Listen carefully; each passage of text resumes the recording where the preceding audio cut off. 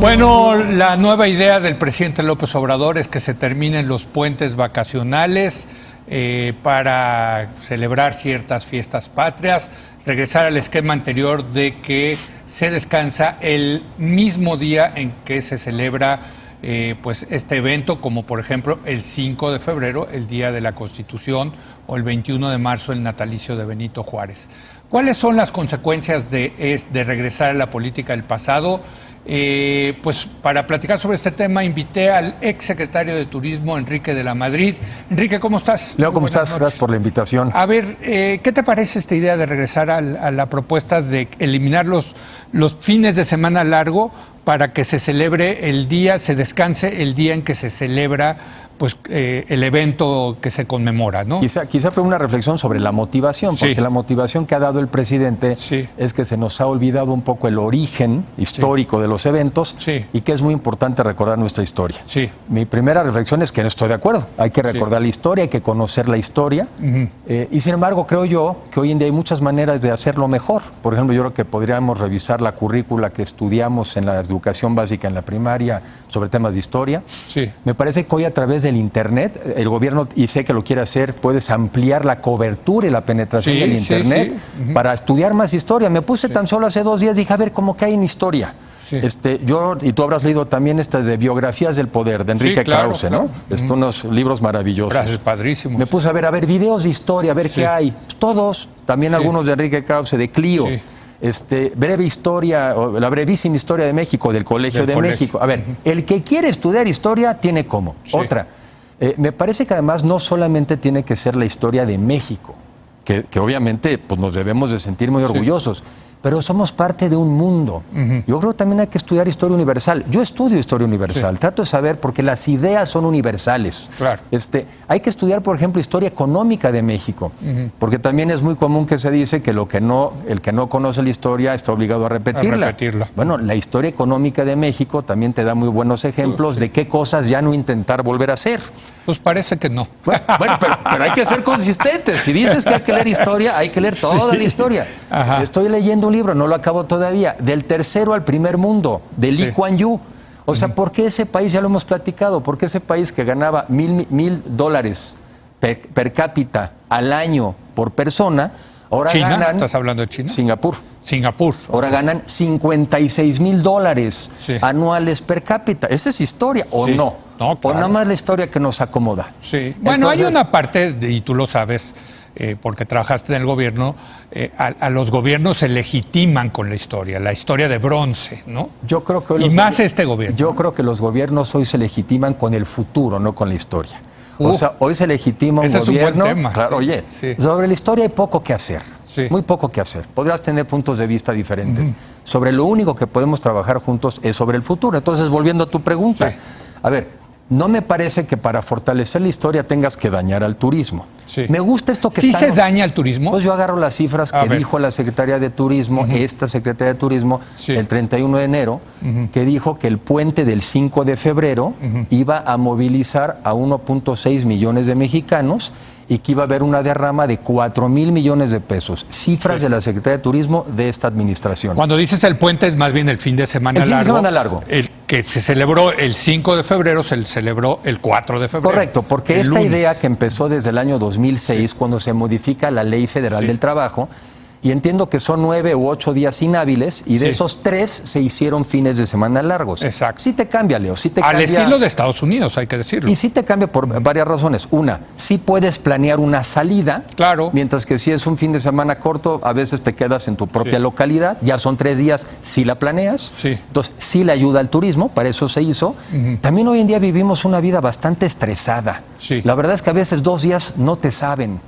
Y cuando te llegan esos puentecitos de 3, como que también recargas batería. Saben muy rico. La familia, al final del día, también es convivencia familiar, también estás con ellos.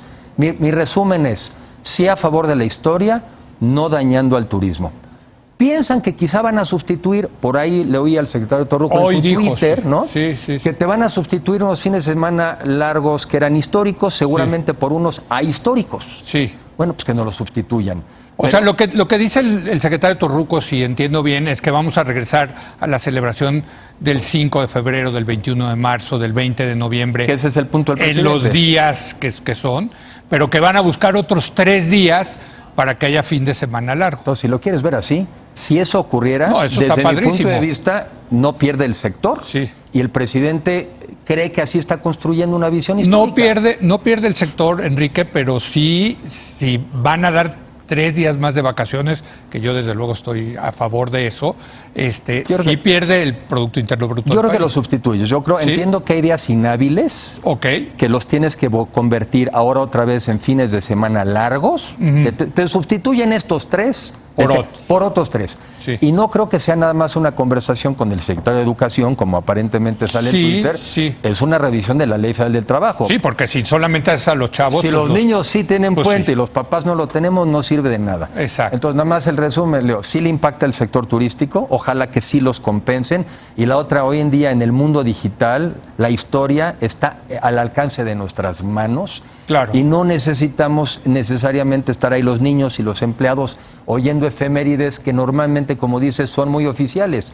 Vamos a estudiar la historia, sí, pero abierta, ¿no? Diferentes puntos de vista y diferentes enfoques. Completamente de acuerdo. Ahora, regresando a los fines de semana largo, sí, digamos, tú que fuiste secretario de Turismo, para el turismo nacional sí eran importantes. O sea, diste los datos que dio el secretario Torruco. Que son los oficiales. Pero los tuyos, o sea, tú que tenías relación con el sector, sí. ¿Qué te decían los empresarios del turismo? A ver, yo veo primero incluso la reacción de los empresarios del turismo hoy. Ahorita sí. Una reacción unánime en contra. Correcto. O sea, que eran los mismos que me tocaron a mí. Sí, claro. Entonces, mi información yo la obtengo de ellos.